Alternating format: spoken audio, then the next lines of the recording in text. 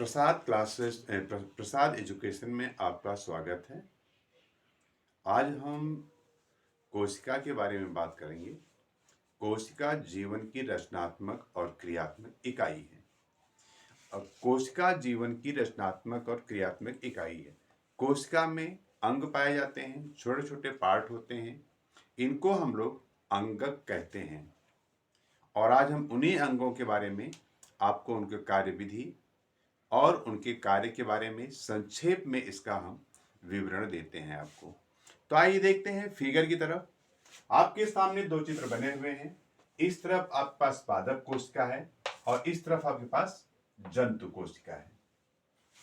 तो हम पहले पादप कोशिका के बारे में बात करते हैं, जो पादप कोशिका में ही पाए जाते हैं। पादप कोशिका में कोशिका भित्ति पाई जाती है।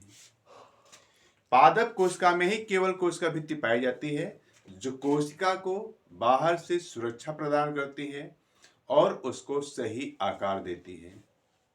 ये पादप कोशिका की जो कोशिका भित्ति होती है, ये सेलुलोज से बनी होती है।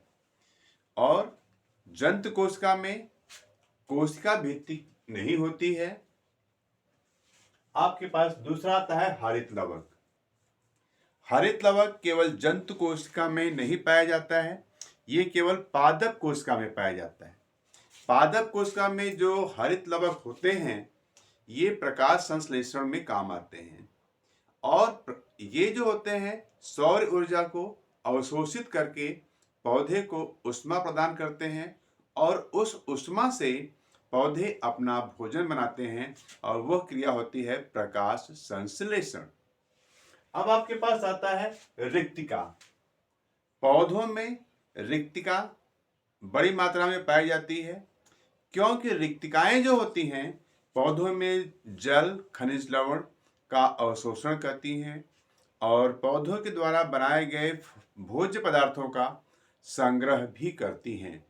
जबकि जंतु कोशिकाओं में रिक्तिकाएं पाई जाती हैं, लेकिन जंतु कोशिकाओं में रिक्तिकाएं छोटी और एक से अधिक पाई जाती हैं। आपके पास इसके बाद आता है और रिक्तिका में ही जल पाया जाता है। अब हमारे पास आता है जंतु कोशिका में सेंट्रोसोम जो होते हैं वो होते हैं। इसके बाद आते हैं जो प्रोटीन का संश्लेषण करते हैं। और लाइसोसोम अलग से जो होता है, ये इसका मेन कार्य होता है जो बैक्टीरिया, वायरस या कोई भी हानिकारक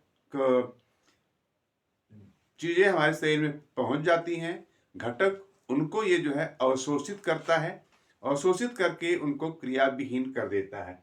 इसीलिए इसको हम लोग सुसाइडल बैग भी कहते हैं। सुसाइडल बैग का मतलब होता है ये आत्मघाती दस्ता कहा जाता है। हिंदी में इसको आत्मघाती दस्ता कहते हैं। अब हम उन अंगों की बात करते हैं जो पादप कोशिका और जंतु कोशिका दोनों में पाए जाते हैं। तो पादप कोशिका और जंतु कोशिका में पाए जाने वाले पहले अंग में आता है माइटोकॉन्ड्रिया। माइटोकॉन्ड्रिया में संश्लेषण की क्रिया होती है, श्वसन की क्रिया होती है।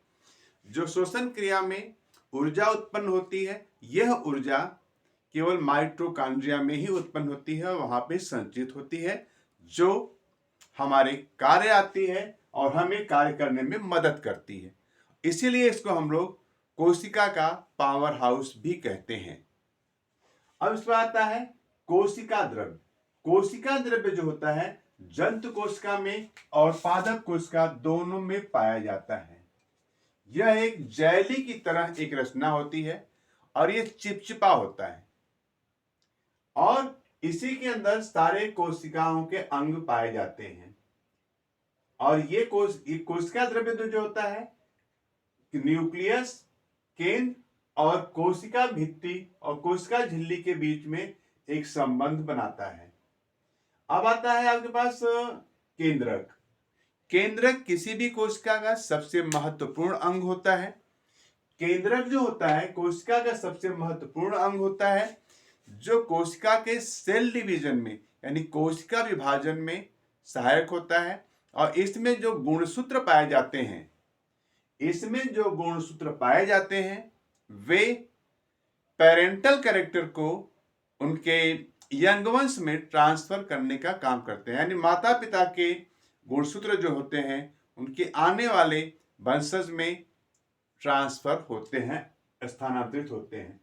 इसमें अंतःप्रद्रव्य जालिका पाई जाती है जो केंद्र से या फिर कोशिका झिल्ली से संपर्क बनाती है। ये एक से संपर्क बनाती है, या कोशिका भित्ति से बनाएगी या फिर केंद्रक से बनाती है। यहां पे हमने केंद्रक दिखा दिया है, केंद्र से भी बनाती है। यहां पर आपके पास दिया है मैंने कोशिका झिल्ली से भी बनाती है।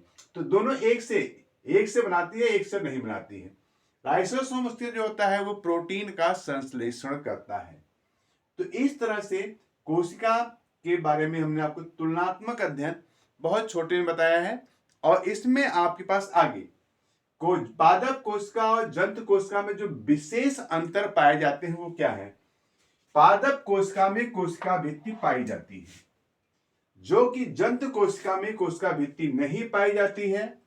हरित लवक पादप कोशिकाओं में हरित लवक पाए जाते हैं जो प्रकाश संश्लेषण में सहायक होते हैं, लेकिन जंतु कोशिकाओं में प्रकाश संश्लेषण की क्रिया नहीं होती है, इसलिए वहां पर हरित लवक नहीं पाए जाते हैं। सेंट्रोसोम पादप कोशिका और जंतु कोशिका दोनों में पाए जाते हैं, जो दोनों में उभयनिष्ठ होते हैं। रिक्तिका पादप कोशिकाओं में रिक्तिकाएं बड़ी होती हैं और एक होती है और हर अंग में पाई जाती है लगभग। लेकिन जंतु कोशिकाओं में रिक्तिकाएं एक से अधिक पाई जाती हैं और वो बहुत छोटी छोटी होती हैं। और इस तरह से आपके पास इस चैप्टर की दोनों बातें मैंने आपको बताई, बहुत संक्षेप में बताई। और आप इसको लाइक करिए, सब्सक्राइब करिए और इसको फॉरवर्ड कीजिए। Thank you.